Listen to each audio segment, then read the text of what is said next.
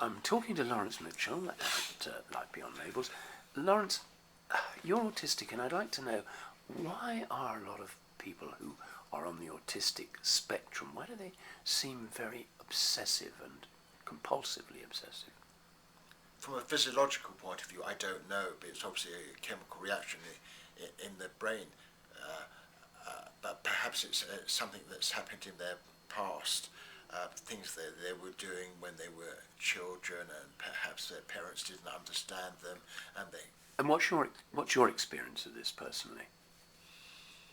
I know for a fact I had terrible difficulty. I don't know what started it off in watching television, and certain scenes I'd find very, very difficult to watch. I would imagine that I would be an actor in the scene, and something awful was about to happen, and I would suddenly be going like this, and I'd get up in my seat, and I'd have to run out of the room, and I wouldn't come back into the room until I felt it was safe to do so. So that's a sort of heightened sensibility, isn't it?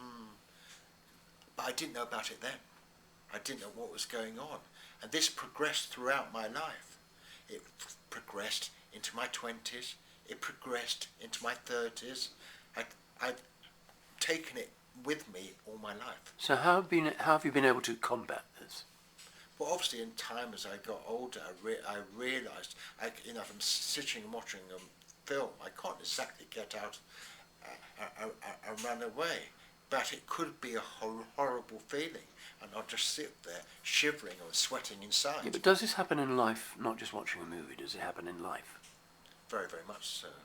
It could be me walking down the street, and I get this awful sensation.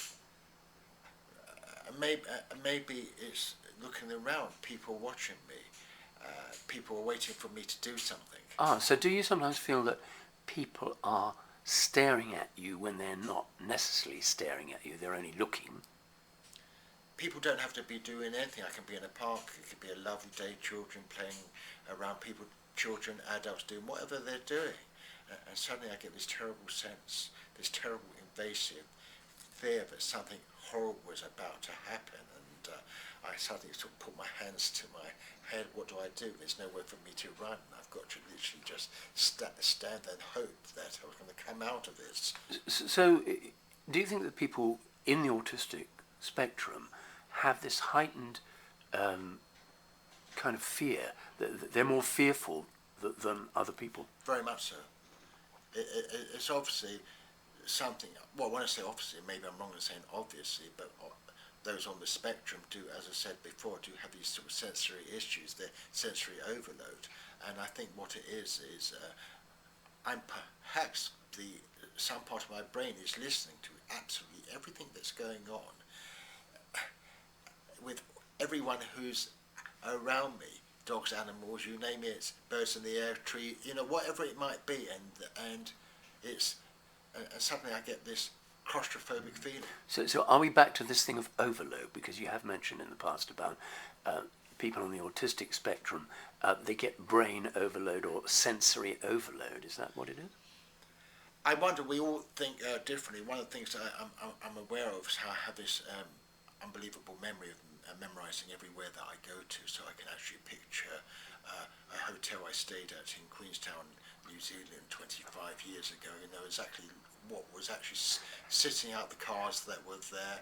I can picture myself walking up to my room, picture the inside of the room, and I can picture the time I went for a bungee jump, and I know exactly who was standing next to me and things like that. But that's amazing. It's like Lawrence Mitchell is Google Earth plus plus. Absolutely. Extraordinary. But I can remember an eerie sensation of actually driving up, because and this is like 30 years ago, when I went to Hawaii, and I had a choice of either going scuba diving or driving into the volcanic area of Kilauea, the volcano, and I chose the volcano. It terrified me, and it was, but something, the terrifying, I was drawn to this terrifying aspect rather than going scuba diving. But are you in your life, and have you been in your life, drawn to danger, or yes, drawn to uncomfortable situations?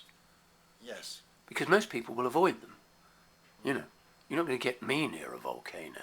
You're not going to get me bungee jumping. I have, I sometimes sort of laugh about how I have this instinct about getting to as close to death as possible. There have been one or two situations in my time when I have been too close. Yeah, that's another story. Oh,